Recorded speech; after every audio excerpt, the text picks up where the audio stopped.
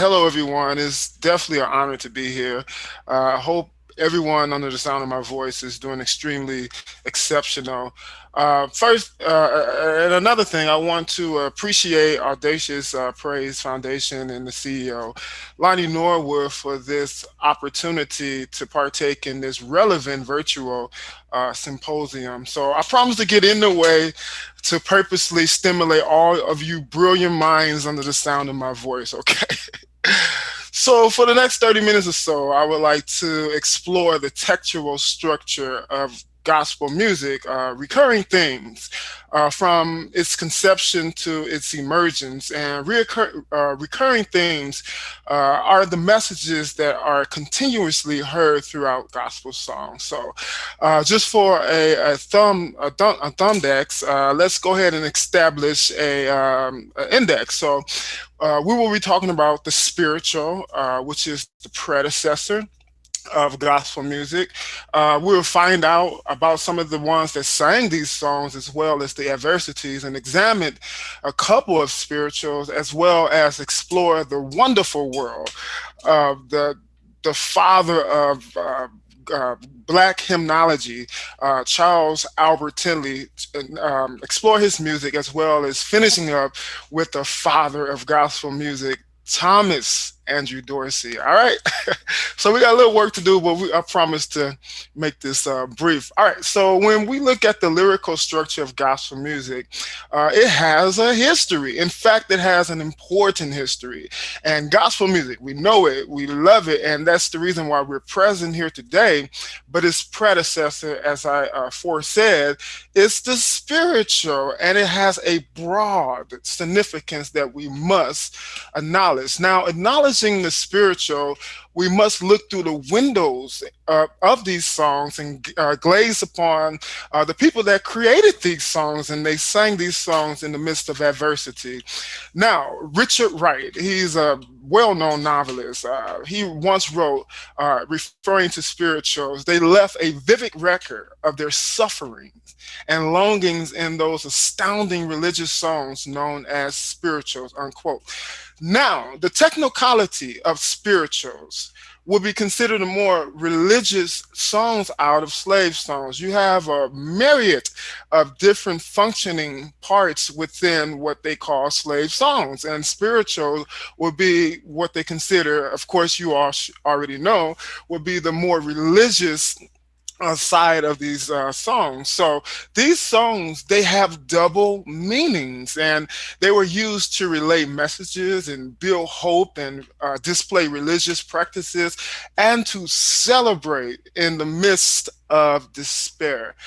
In fact, I find the courageousness of the enslaved blacks mind blowing. Check this out. To be able to sing and journey in the hub of danger. Come on now, that has to be heroic, right?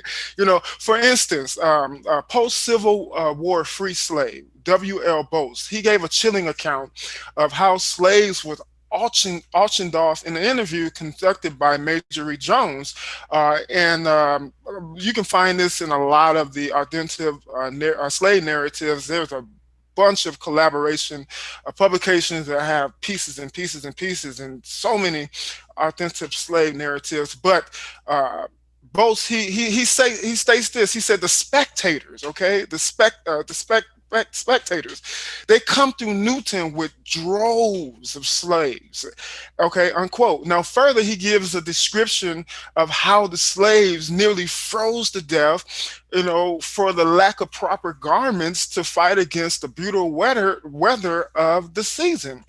And I quote again, this is from Bose.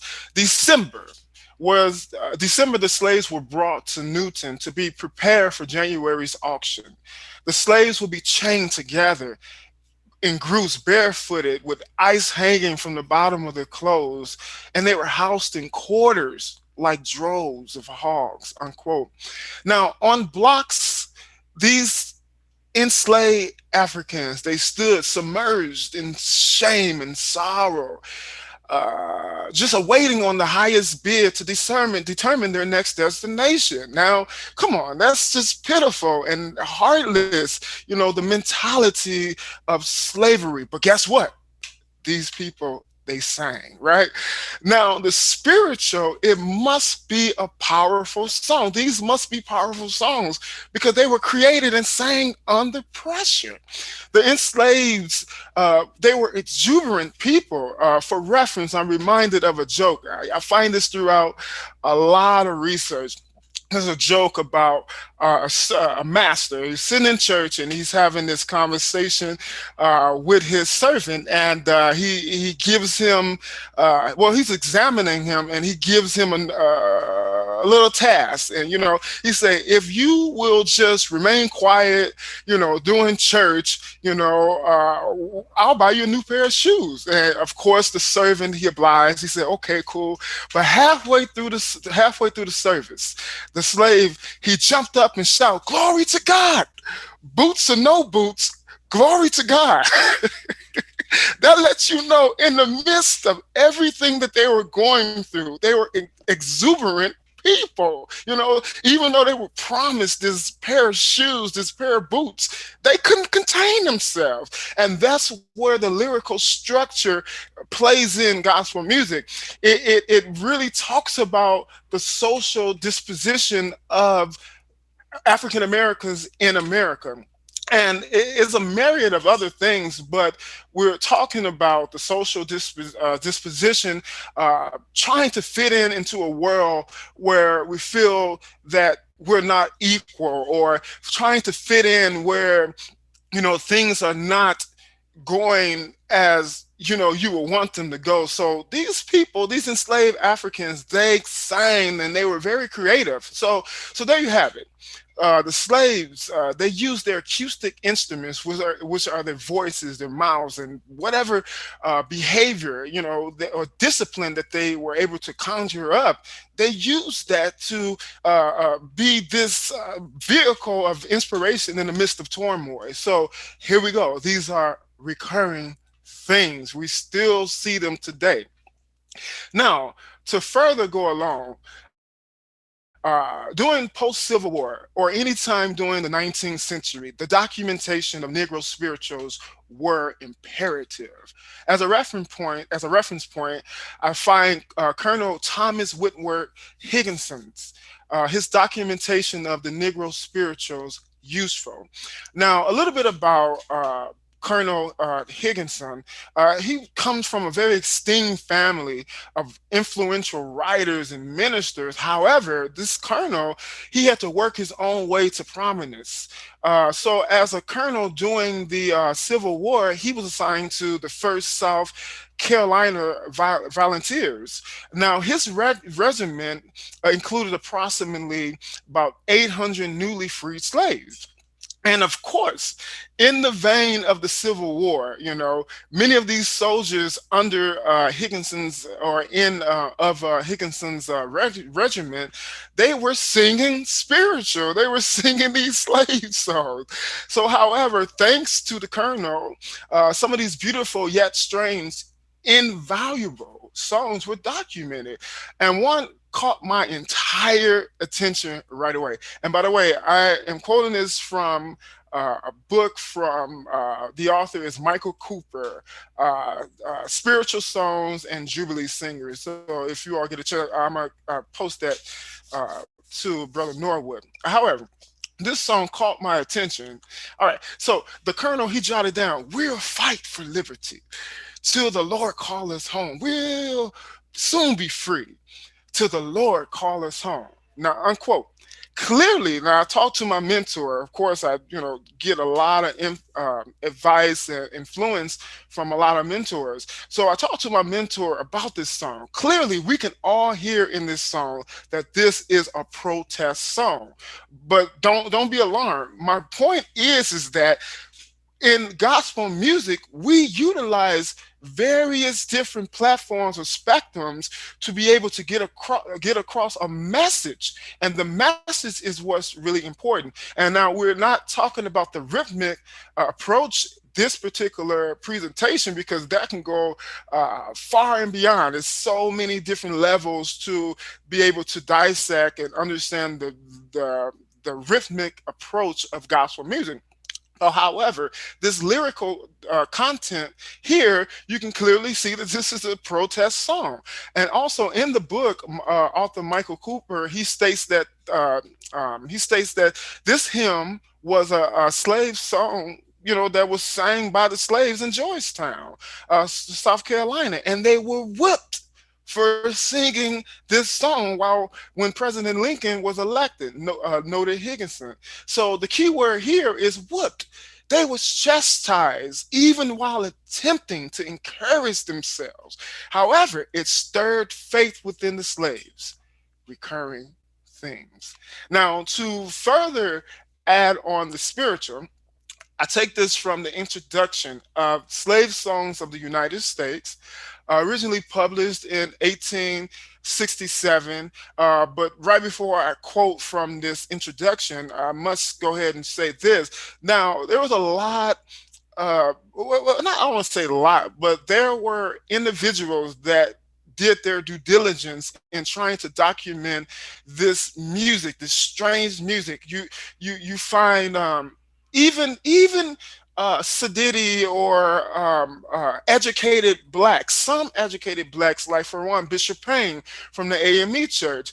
He writes in his diary, in his journals, when he went to visit one particular AME church, and I'm paraphrasing, how he was alarmed. He came to this service and these people were exuberant and rambunctious, and they were singing these songs, and it was followed with a shout and all of this good stuff. So right then and there, they let you know they was like, no, no, no, no, no, no, no, no, no, no. We're trying to be accepted, and we're not going to be accepted in this wider point of view of America if we act untamed. So a lot of people considered, the spirituals, or later off into the Jubilee period. And the Jubilee period, you find things like the Church of God in Christ. They were very imperative during the Jubilee season, as well as quartet, but we'll talk about at a later date. But however, these people were courageous, to be able to sing in the midst of all this that was going on. So here we go. So, Colonel Higginson, he actually wrote a couple of articles in the Atlantic Journal, dating back, if I'm not mistaken, right around the start of the Civil War, somewhere around 1864, and it went on out. And a lot of his notes within his articles, you can find a lot of documentation just by Googling notes or documentation of Colonel Higginson. But however, in this book that I'm referring to, allow me to share this. So William Francis Allen. Now this is one of the contributors. There was three contributors, so this is one of the contributors, and he is the one that's actually writing this introduction. So he said, and I quote: "The last time I heard these," and he's referring to songs, "was the Fourth of July celebration at the church in 1864. All of them was song, and then the glorious shout, 'I can't stay behind my Lord,' was shout up. 'I can't stay behind my Lord' is a song. It was struck up, and sung by the entire multitude with zest and spirit, and swaying of the bodies, and nodding of the heads, and the lighting of the countenance, and the rhythmical movement of the hands, which I think one present will never forget," unquote. Now that's just like, when gospel music was making this arrival to the wider world.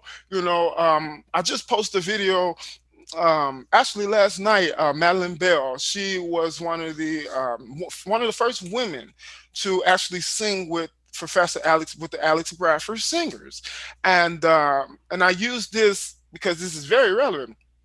Right around 62, the end of 61, Professor Alex Bradford toured Italy for almost a year and some months. However, while not Italy but Europe, while he was touring, he got a chance to record with the world famous Chris Barber. Everyone should know about him. He's a beautiful jazz artist, acoustic jazz artist from Europe, and he got wind of Bradford touring in Europe, and Madeline Bell, she tells me that he was a fanatic. You know, he came to every single set that she said she looked up and there Chris Barber was.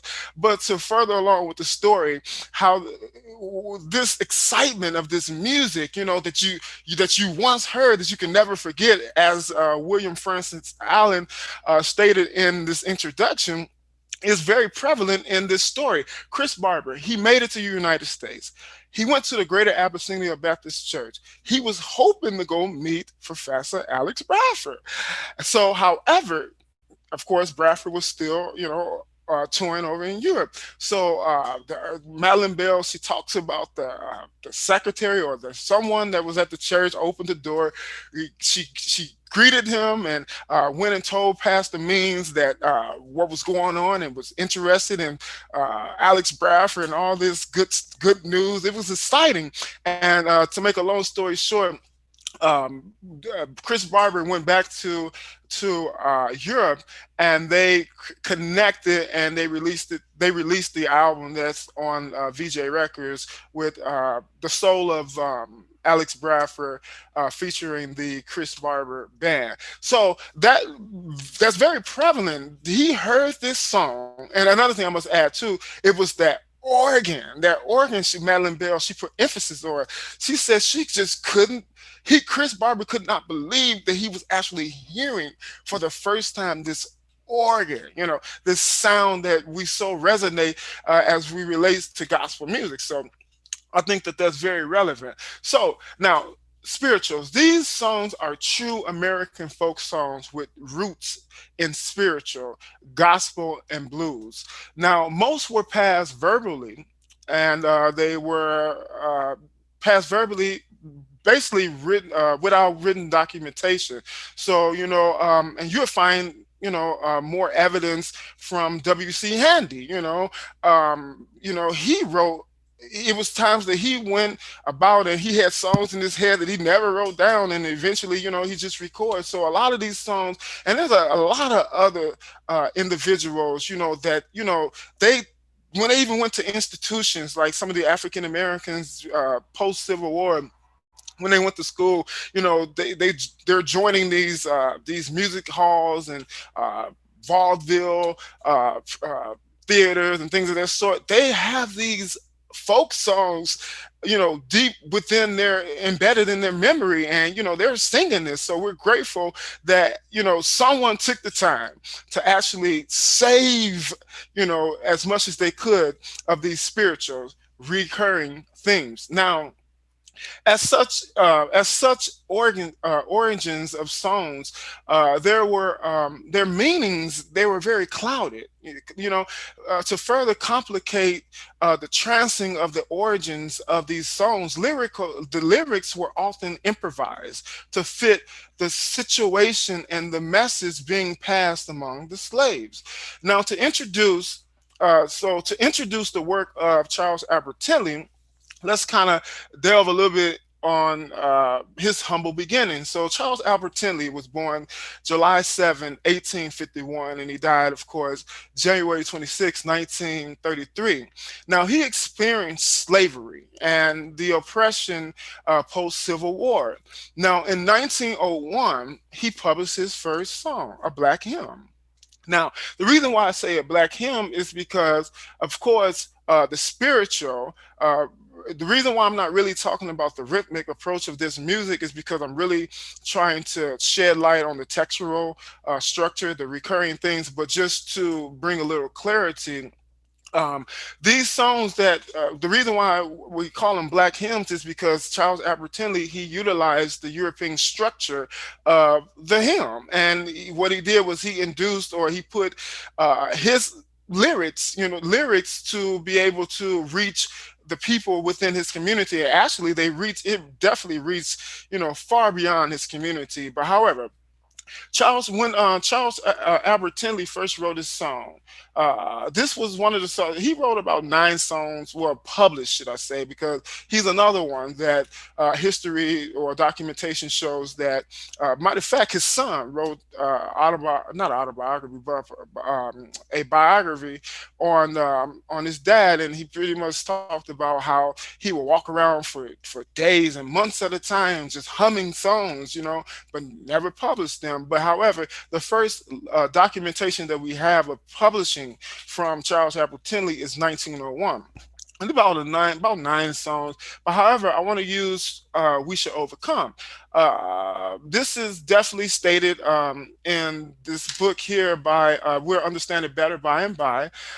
Pretty much, "We'll Understand It Better By and By" is a book that pretty much it was a project by the Smithsonian organization to document the primitive composers of gospel music. So it talked about Lucy Campbell, Thomas Dorsey, Charles Albert Tindley, and I believe one other.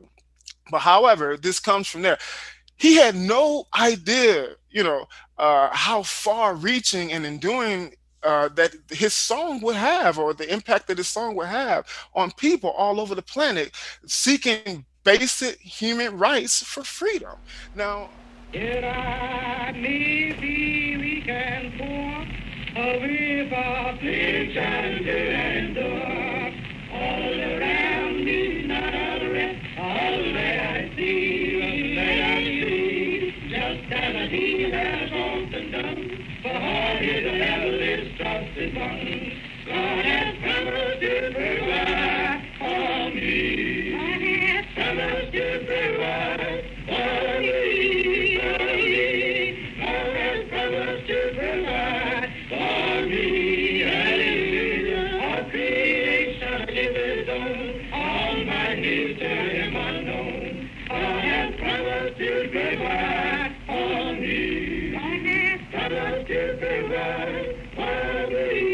okay, that's good. That's good. That's good. Love it. Can we just give her a round of applause? Oh my God. I mean, he is just not talked about enough. He is definitely an unsung individual. But the reason why I wanted to play that was because I wanted you all to kind of get a vision of the intensity that you hear. Like these people, they were singing what they felt, but this was vicariously from the pen of someone that was actually advocating for a larger group or a larger cause that probably didn't even realize at that particular time. And I say this to say this, that Charles Albert Tindley, my mentor, Charles Clancy, we had a discussion about some of our forefathers in gospel music and artists and contributors of gospel music. Did they meet Charles Albert Tindley? He's such a mystery man. I mean, but his music is widely sung still to this day. And I had to realize, and he shared this with me, and maybe this is a good note for you, that back in this particular time when Charles Albert Tindley was writing songs, there was a lot of segregation, not only just racial segregation, but religious segregation. And that's still prevalent today, but it's more, it has lifted tremendously from that particular era. So that's just like this. He gave me this analogy. He asked me, name one of the most popularist AME preachers, and I couldn't come up with an AME preacher. And the point was is that they did not integrate, but however, his music, the text in his music was able to reach out of this religious denomination, and it was able to touch everyone under the sound of its voice, preferably, well, not preferably, but predominantly in the African American community. Now, in the book that I was referring to, We're Understanding Better and By, I'm going to read a little bit. This is coming from a Reverend Henry Nichols. He's pretty much giving his account of how this song came about. So, of course, this Reverend actually met Charles Albert Tindley, and he writes that, and I quote, "Tindley wrote a hymn that was used to sing with great gusto, which is incitement. It came out of rich personal experience. And then it became meaningful to us who were born during and before the Depression. When Tinley was in the ministry, he did not have to minimize salaries. And he did not have to minimize salaries, and everyone was paid.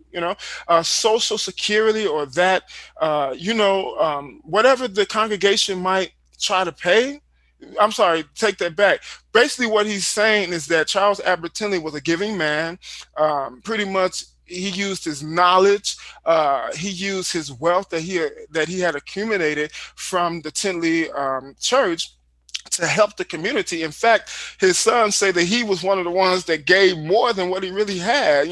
People would come to the church, and he would buy them, pay their rent, and buy clothes and all types of things for them. So Charles Albert Tinley was this giving and this Samaritan type of individual. So Tinley said one morning, he and his family sat down. They were getting ready for breakfast, and his wife said, "There is no food here." This is the man that he don't gave so much. Well, he's sitting down with his wife, and he said, "There's no food here." And he said, "That's all right." He said, "Fix the table, put the dishes on the table, even though there's no food there." He said, "It's okay.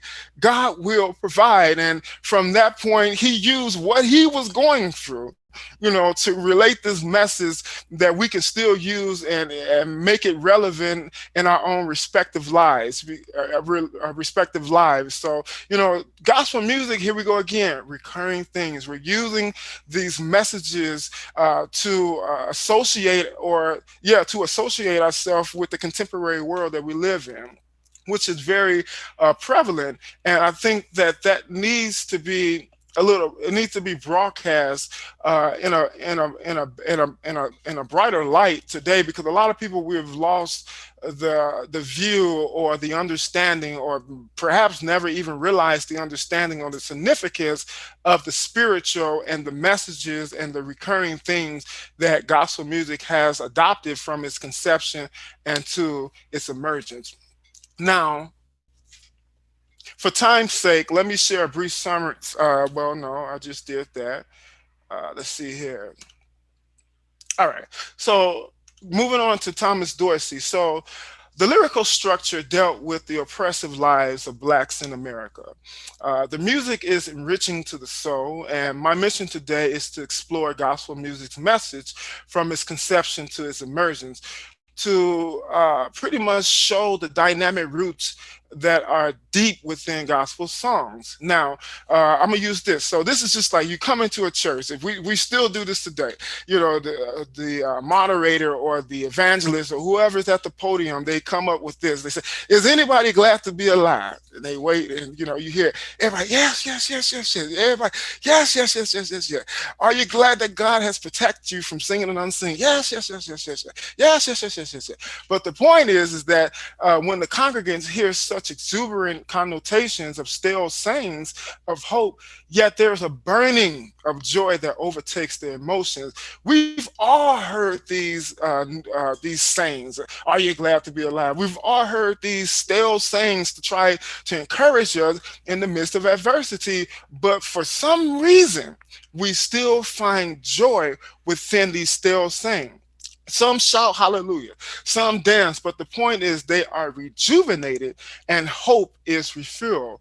Now, to properly examine gospel music, now we're at the emergence of gospel music. To properly examine gospel music emergence and connect it with the recurring themes, we must deal with Thomas Andrew Dorsey. Now let's kind of delve into the time period which Thomas Dorsey began writing and singing and composing these particular gospel songs. So we're at the turn of the 20th century, and the newly free slaves were heavily in search for the promised land, which turned out to be the North, quote unquote the North. And what did they bring with them? They brought their soulful music. And gospel music, what it does is it paints images of the lives of of who sings it. That's just like how I gave reference to how the spiritual, pretty much, it paints images of the lives of those who sing it, those songs, and Richard Allen gave it very best in the quote that I gave, that in these astounding songs, we have a repertoire or a very relevant documentation of our history in America.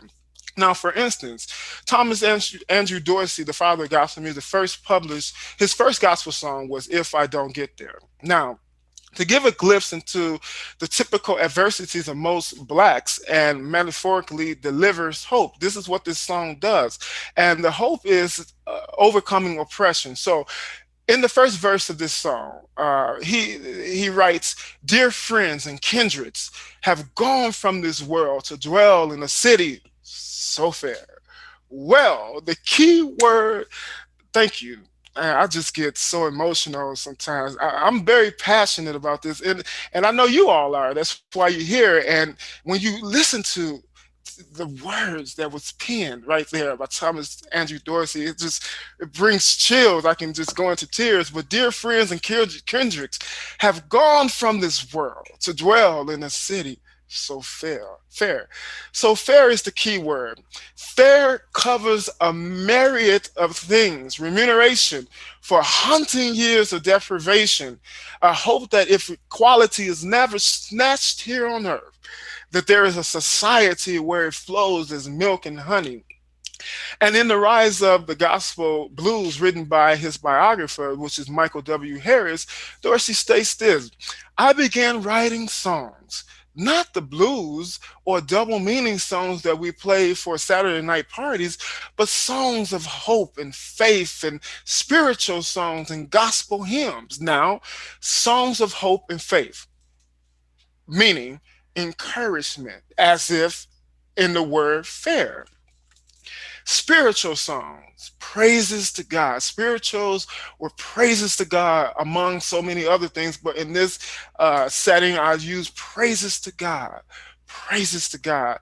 And the gospel hymn starting with Charles Albert Tindley, it was arrangements of familiar songs, because that's basically, what you see a lot done in a lot of the hymn books. You see a lot of different arrangements of already familiar songs, or you see these familiar songs being implemented in these various publications, because I mean, you just have it's so much history when you look at the European hymn and how it's constructed. That's a whole different subject, but just the message within the European hymn, they kind of dealt more with praises to a deity, praises to God, opposed to dealing with the social disposition of the people that was writing. Of course, these European hymns, they were written. A lot of these hymns, they were written by lyricists, and these were individuals that actually wrote stanzas and wrote these poems. And then later on, you will have a musician or a arranger that would come and score the music, and then then you have the musical accompaniment to the hymn. And a great example for that is just look up the history to what a there's not a friend like the lowly Jesus. Technically, the hymn is, he was going through. I mean, it was just everything that could possibly happen. It happened. If I'm not mistaken, his wife died. Fell off a horse, something to that effect, and he just began to write these stanzas, write these verses. And wow, they were so powerful. But however, I'm using this in the context to just say that gospel hymns were just the black gospel hymns were just really rearrangements of familiar songs, and that ties into the rhythmic approach of gospel music, because you hear the blues structure, you hear the jazz structure and the holiness movement and things of that sort. But my point today, and I pray to God, that something has been said to uh, help you along your journey, or just bring a smile to your face about the recurring things in gospel music. And still today, those recurring things in gospel music are still prevalent. We still hear it a lot of times. There's a lot of controversy on the definition of gospel music. A lot of people say the gospel music is the good news of Jesus Christ, but I stand to beg to defer. That gospel music is so much more than just talking about praises to God, or talking about your religious practice or whatever the case may be. And that was well established by the overview of the spiritual leading up into Charles Albert Tindley and Thomas Andrew Dorsey. And before we go, let's take a listen to this last song. Could you do it? Well, I'm tired and I'm weary, but I must toil on till the Lord comes to call me away. Where the morning is bright and the land is alight, and the night is as fair as the day. That's good. That's good. There will be peace. That's good. I'm so sorry. Like I really do get emotional. I mean, like I said before, I'm very passionate.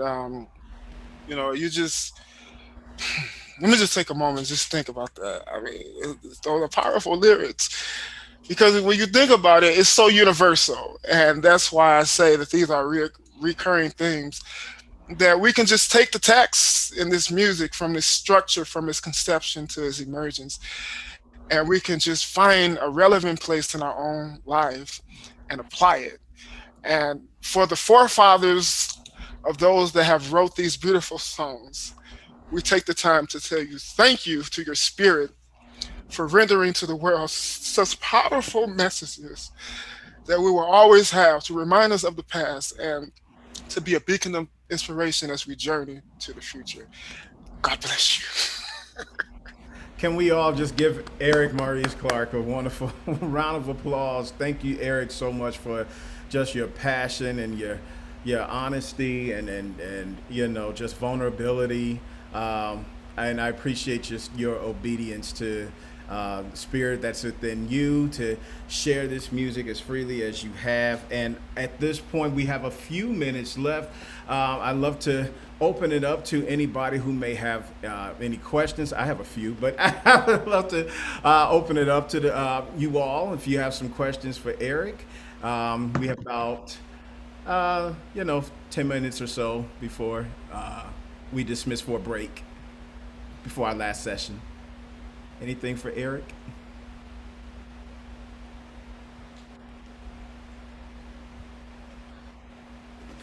Okay. I want to ask you, Eric. You said something. Again, thank you so much for sharing about. I just got one kind of softball question though before I ask you something really tough. what? Why do you think? And maybe it's just for me. Maybe it's just my impression of it. But why is it that we know so little about Charles Albert Tindley? He's so less of a household name, being that, and he's not even regarded as the father of gospel music, right? It's Thomas Dorsey's title. I get it because maybe he had the more popular song, but why has it so far diminished Charles Albert Tindley's legacy and the vast number of hymns that he has written and contributed that are still very much printed in hymnals today? And hardly even, I notice even in black churches, they don't sing the hymns. They just gloss over them. They always go for the precious Lord, things like that quick. Why is it that we don't really pay more attention? As you have mentioned, there's such lyrical depth to, and you said that he, that it talks about the social structure, and he was one who often sung about what he was experiencing at the time. I think you had even mentioned about none of the food being, there was a food sort of depravity at the time, like depression time or so, right? And he availed his church, I think I read before, to be a soup kitchen of sorts and open to anybody, and so out of that particular mission comes a song like a God will provide or something, that Oh kind of yeah. thing. Like, why do we not know more? Well, there is a myriad of reasons. First and foremost, let's dissect or analyze the time period in which he lived. Charles Albert Tindley died in 1933. At that particular time, of course, you have they give it to Arizona Drains for 1926 as being the quote unquote first gospel record that was recorded, but I beg, I have something to say about that because right around the early 1900s, around 1904, somewhere in there, the Dinwiddie Quartet, they did a recording, and which I would consider one of the most primitive recordings of gospel music. But at that particular time, they did not have a terminology for it, so they just named it, spiritual, whatever, or Okay. Negro spiritual. But however, as it relates to Charles Albert Tilley, he's just like those older European hymnists. The people that will really know about Charles Albert Tindley are those that study the genre of hymnology. And unfortunately, a lot of his music, because it was before a lot of the copyright dates, and of course, a lot of it is has deemed to be public domain. We sing the song and just don't know about the composer, and it's just one of those situations that is very prevalent throughout history. Yeah, that's true. That's true. I mean, you had even begun to mention about like I'll overcome someday, right? And I was like, if this is the song that so many cite, and some argue against it, that it was a precursor for like we shall overcome. It's just kind of curious that we you wouldn't know just a little bit more, despite some of the I guess the malpractices in music at the time, but But interesting thanks stuff. to you, individuals like you, I just post in the Gospel History group. Hopefully, you can share that link, and maybe you all can Sure. join the group. I just post that, believe So it or what's this not. group, Eric? Share with us what this Oh, group is. so the Gospel History group is a group that is I'm a moderator for on Facebook, where we have about 24,000 members, where we just share you know, different information or information about these primitive figures of gospel music all the way up into current. So it's a history group for gospel music enthusiasts. So I post, I believe it was last night. Believe it or not, thanks to us enthusiasts, gospel music vinyl, the sale of vintage gospel music vinyl is definitely reaching a surge because I'm with a lot of the collectors, websites, and I'm with a lot of different collectors, and we put a lot of music on these particular sites for individuals to buy it or obtain it, and it's really been going like hotcakes lately, and I'm happy for this because it's just an avenue, or it's an accomplice or accomplishment or a milestone to let us know that our work is not in vain, that we are really helping to preserve and keep this gospel music history relevant. Love that. I just put the link in the chat for you all to click on and probably look at, check it out at your leisure. That's great. Eric, how long have you been doing this kind of work? What got you interested in it? I'm just curious. Wow. So when I was 13 years old, this was right around 1997. 13? I started a gospel TV show in Chicago, believe it or not. It ran all the way into by 2007. We were just doing like, I was just doing a collage of videos. However, my passion has always been to preserve and not only preserve but to celebrate. There's a quote I say that when we as a people are inspired, we do better at aiming towards our goals and our dreams. And that's one of the ingredients that lack in a lot of our millennials and the upcoming generations, is that encouragement, someone to stand in the gap, to advocate, and that's what I wanted to do. I wanted to celebrate. I wanted to, I don't care. I could be at a church service and I heard, liked the musician that was playing, and I would meet him after the service and say, hey, I have a gospel TV show and I would like to interview you. And I did that from 13.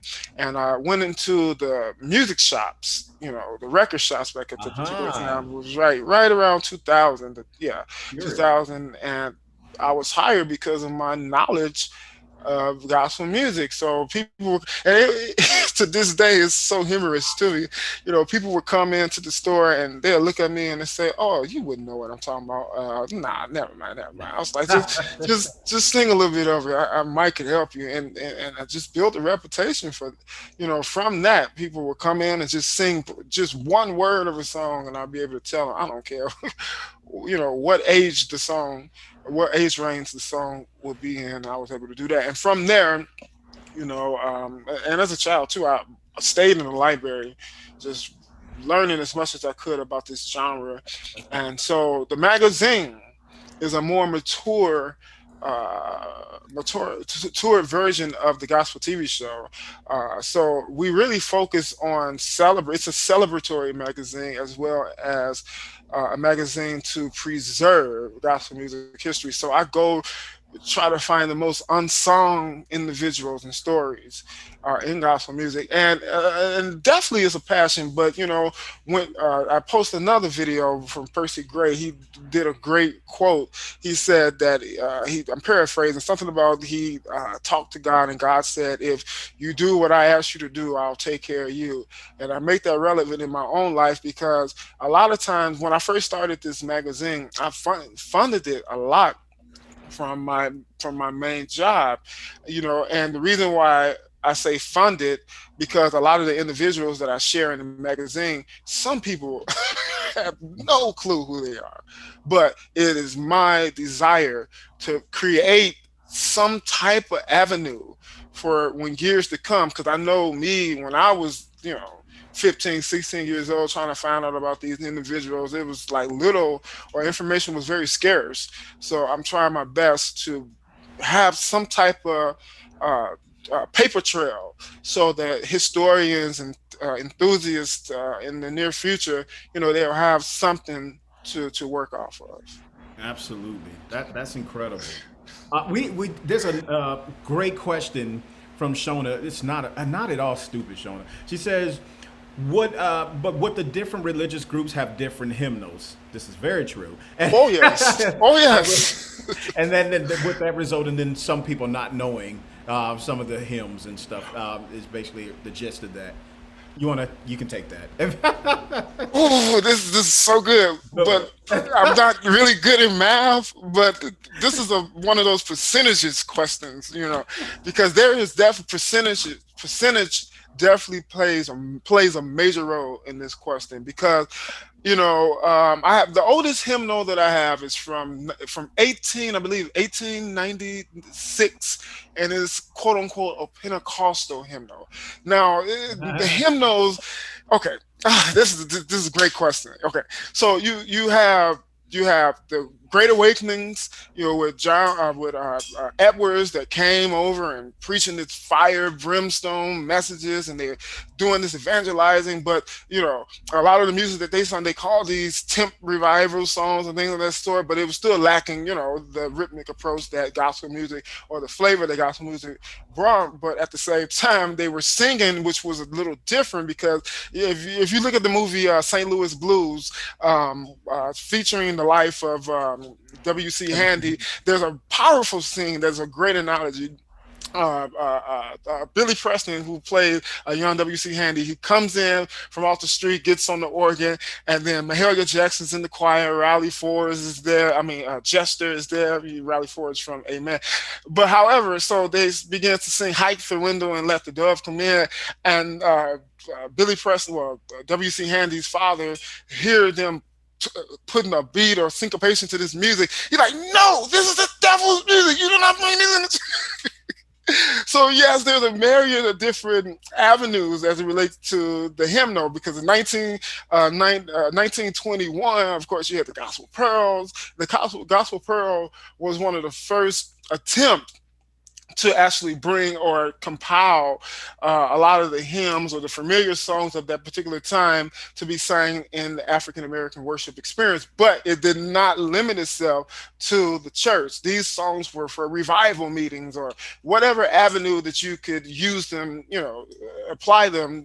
These songs was utilized for that. So like you have all these hymnals. So yes, that does play a major part, but the point that, and I took the long route around to the point. The point is that he crossed that line, that barrier. He crossed that barrier because his songs are in the Pentecostal hymnals, is in the Protestant hymnals, any hymnal. You definitely see some of Thomas Charles Albert Tilley's hymns. But it's a great question. So I would say Absolutely right. He's in the percentage. Catholic ones Yeah. too. He's in the Yes. Lutheran. He's in the Presbyterian, but we don't sing them as much as we would. And you make a great point about the. Gospel Pearls too. It was like a very. It was pretty much a section for black music, and Yes. black composers, spirituals or black composers otherwise. So it wasn't like a widespread availability or widespread inclusion of African American composers at the time either. So that also contributes to probably the lack of mobility with him. But he's still, like you said, overall he did over time cross like Charles Albert Tindley, Thomas Dorsey more so, But that's just my own kind of gripe. Like, man, we should be talking about him more. That's Oh man, I but mean, let's think about the songs like "Take Your Burdens to the Lord" and leave them there. Come on, leave it man. there. Yeah, if you trust and never doubt, He will surely bring you out. It's just good stuff. The storm is passing over. It's just Listen, right. stop, stop, stop. Okay, I'm done. I'm done. All right, stand by me. Okay, I'm done. See, look, you gonna throw that in? Okay, all right. I want to say, everybody, if we could just one more time say thank you to Eric Maurice Clark. I want